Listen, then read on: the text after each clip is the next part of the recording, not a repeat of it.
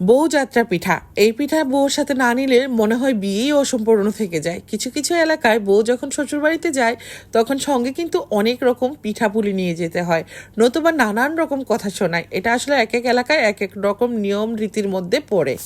কার কার এলাকায় এরকম নিয়ম আছে পরে শুনবো সেই কথা, আগে রেসিপি শেয়ার করি। এখানে আমি 2 কাপ নিয়েছি আটা, স্বাদ মতো একটু লবণ দিলাম, 3 টেবিল চামচ পরিমাণ চিনি দিলাম। শুকনো উপকরণগুলো মিশানো হয়ে গেলে 4 টেবিল চামচ পরিমাণ রান্নার তেল দিয়ে খুব ভালো করে ময়ানটা করে নিতে হবে।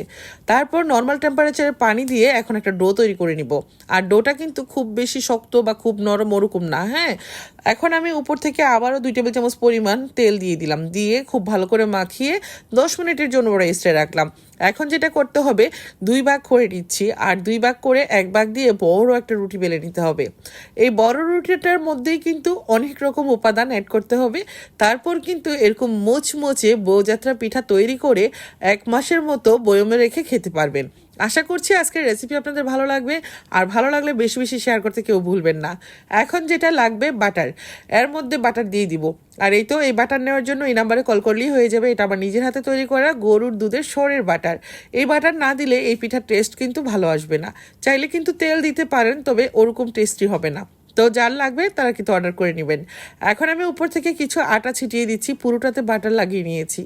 যখনই পিঠাটা খাবেন তখন কামড়ে কামড়ে বাটারের সুন্দর স্মেল কিন্তু আপনার মন জয় করে ফেলবে। তাই শ্বশুরবাড়ি থেকে যখনই বউরা বাপের বাড়িতে যায় তখন কিছু না নিলেও বাপের বাড়ি থেকে যখন শ্বশুরবাড়িতে যায় তখন কিন্তু এরকম পিঠা পুলি নিয়ে যেতে হয়।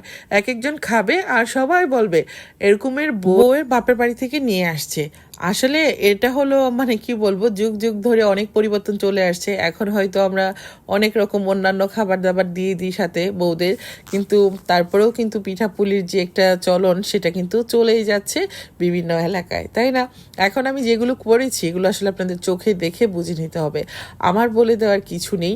আর এখন আমি সবগুলো এরকম করে কেটে কেটে তুলে নিলাম। সব কিছুই আসলে বলে বোঝানো যায় না, কিছু জিনিস দেখে বুঝে নিতে হয়। এখন আমি এরকম করে একটা শিট নিলাম, নিয়ে তার উপরে কিছুটা বাটার লাগিয়ে এখন উপর থেকে আটা ছিটিয়ে আবারও চারকোনা মানে রুটির মতো মানে সরি পরোটার মতো শেপ দিয়ে নিলাম। সবগুলোকে চারকোনা পরোটার শেপ দিয়ে এখন কিন্তু আমি এরকম ছোট্ট করে একটা পরোটার মতো বানিয়ে নিচ্ছি। এটা অনেক বেশি মুচমুচে হবে, ভিতরে বাটার দেওয়ার কারণে অনেক সুন্দর একটা ফ্লেভার আসবে, আর খেতে তো অনেক ভালো লাগবে। একবার হলো বাসায় তৈরি করবেন, বউর সাথে দেয়া লাগবে না, নিজের বউর হাতে তৈরি করতে বলবেন। যে ভাইয়ারা ভিডিও দেখেন তারা বলবেন বউদেরকে তৈরি করে দিতে, আর যে আপুরা দেখছেন অবশ্যই তৈরি করবেন, নিজে খাবেন, পরিবারের সবাইকে নিয়ে খাবেন। অনেক মজার এই নাস্তাটা কিন্তু খেতে দারুণ লাগে, 1 কাপ চায়ের সঙ্গে অথবা খালি খালি। আমি জানি অনেক ভাইয়াপুরা আমার ভিডিও দেখেন, এক একজন এক এক এলাকা থেকে, এক একজনের এলাকায় এক এক রকম রীতি নেওয়াজ। কারো এলাকায় আছে নাকি এরকম রীতি নেওয়াজ যে বউর সঙ্গে মানে নতুন বউর সঙ্গে পিঠাপুলি দিয়ে দিতে হয়। আমি আসলে ব্রাহ্মণবাড়িয়ার মানুষ, তো ব্রাহ্মণবাড়িয়া অঞ্চলে কিন্তু এরকম মানে দিয়ে দিতে হয়।